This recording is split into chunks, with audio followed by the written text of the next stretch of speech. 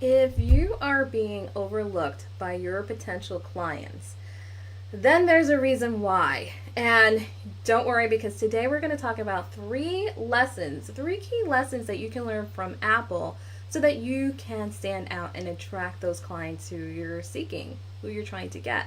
So, first lesson that you can learn from Apple. Number one, be appealing. Now, Apple is pretty visually appealing. I mean, if you know anything about Apple, which I would be shocked if you didn't know anything about Apple, you already know that Apple has Apple products, just the product itself. You already know that they have the white earbuds, and that's something that stands out. Everybody wants to wear those earbuds, and everyone, not everyone, but people who are gravitate towards Apple want to carry an iPhone, want to have that product. It's visually appealing, but you know what? For your brand, it can go beyond the visuals. Don't just rely on the visuals. You can go beyond this and appeal to your audience's emotions. Tap into that. Speak to where they are on their journey.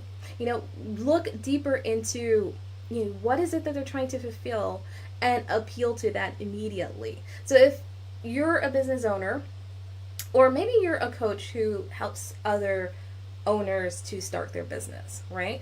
That may be the appeal. Or maybe you are someone who is speaking to an audience who is physically in pain. That's something that you want to appeal to immediately from the beginning. So just think through that. That's one tip that you can do learning from Apple is, yes, the visuals, but it goes beyond the visuals. Here's the other thing. The second thing you can do, second lesson you should take away from Apple, is that Apple has a relatable story, right? Apple has the Steve Jobs story. Apple has a leader who, even though he's not present today, people still connect and identify with that story, right?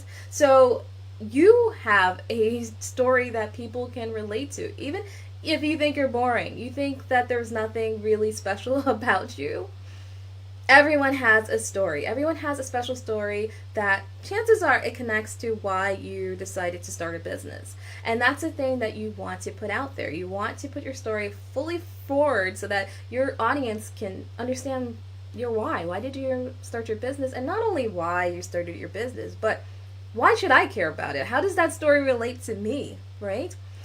In the Steve Jobs case, it's this guy with these great ideas who took a chance to start this business.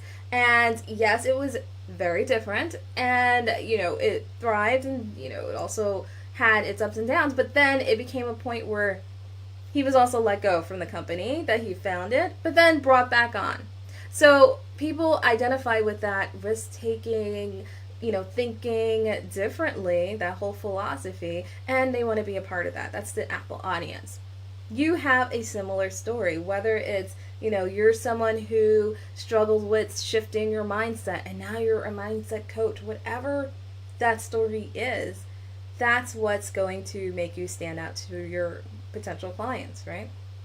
So definitely be appealing beyond visuals. Be appealing. Have a signature brand story, a brand story that's relatable. And then the third thing you can do, which is so important that you should do, is share your passions. Share your passions. You're a real person. You are passionate about something, right? Your bigger message. Most likely tied into the reason why you founded your business. Do people know what your bigger message is, right? This is where you need to find your voice, use that voice, and let people know why. More into the why, but more on the shared passions, the passions that your audience has, and then why you also share that passion. So for Apple folks, people who are, passionate about Apple, it's that philosophy of thinking differently, right? Being innovative, right? Not doing the same old things, doing things in a different way. And for you in your business, maybe that's also your bigger message that you bring to the table. But it could be something where you have a belief in women who are business owners, or maybe mothers who are entrepreneurs. Whatever that bigger message is, your audience should connect to that. So you should be putting that out there.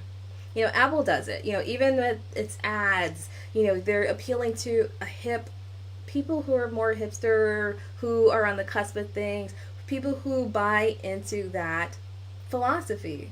Not even buy into it, but believe it. It's part of their belief system. And so Apple reiterates that. And you should do the same thing. So definitely be appealing. Have a relatable brand story that people can identify with, right? And connect with. And then on top of that, connect on that shared passion, your bigger message.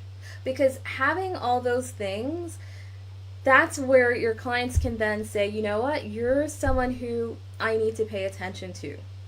You're someone, they can see themselves in you, and also these things should be visible in every touch point. Everything, every interaction that people have with you, whether they came in touch with you through a Facebook Live, or on YouTube, or on your website, or it was an ad, that should be, people should feel that. They should feel that. They should see that. They should get that, because that's what's going to make them connect with you on an emotional level, like what Apple does. So if you're looking for clients who are literally going to fall in love with your brand and keep coming back to you again and again and again, because think about it, people buy an iPhone, that's perfectly fine. It works okay, but Apple releases the latest and greatest, and then you have to go get it. Why? Because Apple released the latest and greatest, and I believe in Apple, so I need to be a part of that, right? I need to be innovative. This is part of my belief. You want the same thing in your business when you're building your brand, okay? And take a couple of pages from Apple to guide you along. So, if you still have questions about this, leave your questions below. I will be checking for that.